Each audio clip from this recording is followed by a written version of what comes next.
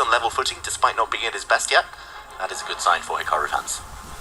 And now we go into game number 4. The second half of this third place match is commencing, blitzing things out very, very quick. King's Indian sort of setup coming out, and as we know, Hikaru absolutely loves this sort of thing. Now, it's the King's Indian meets the Slav, a bit of a hybrid here. Meets the Grunfeld. Meets the Grunfeld, exactly. It's everything. They're playing everything.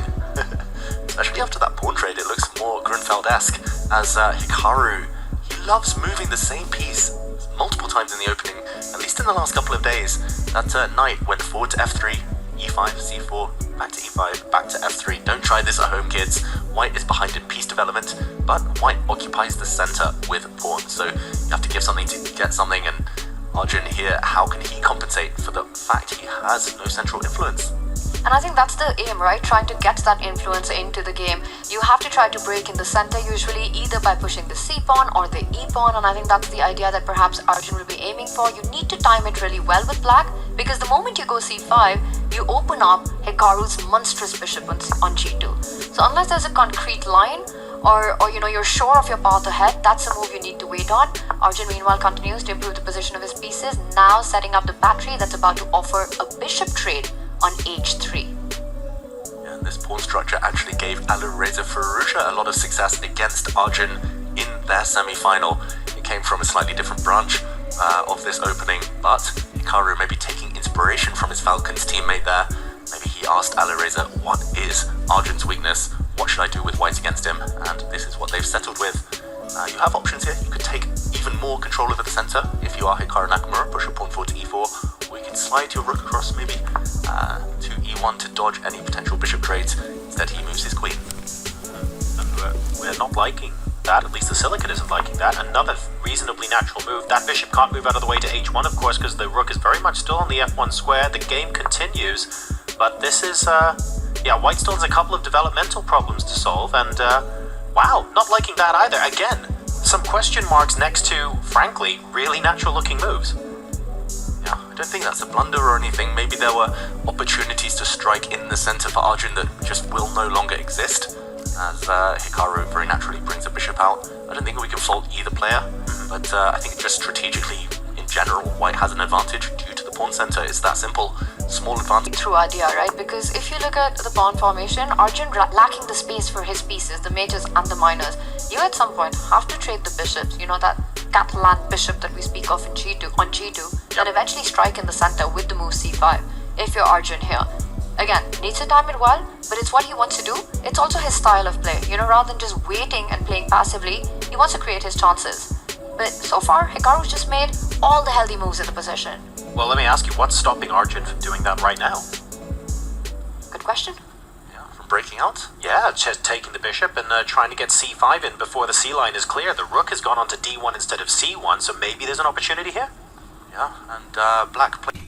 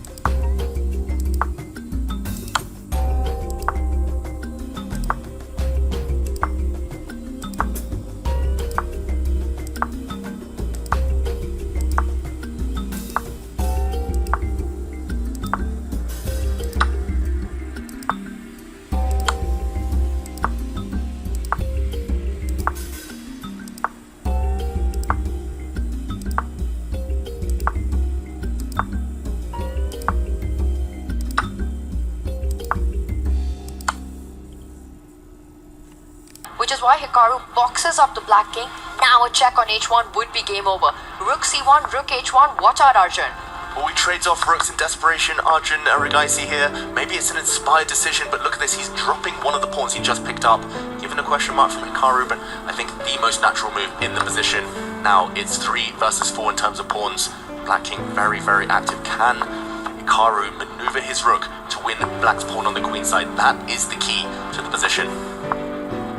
Arjun scared off those checkmating ideas, gets the rooks off the board, but turns out that is a bad decision right now. He needs to defend. That bishop just stopped, paralyzed from getting active. And for Hikaru, the good news is the b3 pawn cannot be targeted by that bishop. Arjun attacks, he's activated it. Now the bishop will defend it from b4. Black King is actually cut off on the edge of the board as well. He went the wrong direction. Hikaru tries to open up a path for the White King. It's all about the clock though. And there we go. Hikaru might have clinched it with this last move. There's a big weakness on the f5 square. That Black pawn is doomed potentially. He just needs to move his king here, waste a move Hikaru, and the Black bishop is stuck. Whichever direction you go, you're going to lose a pawn. The Black King coming. 15 seconds though. It's just physically impossible for Arjun to make the rest of these moves. You can't even pre-move because the White Rook is going to hunt down that Black bishop. 10 seconds, he loses the pawn, and Arjun Erigaisi resigns. Hikaru Nakamura with the fist bump takes the lead. Hikaru Nakamura, point down in this third place match, managing to win a second game now to go 2.5, 1.5 up. Team Falcons now have the upper hand in this third place.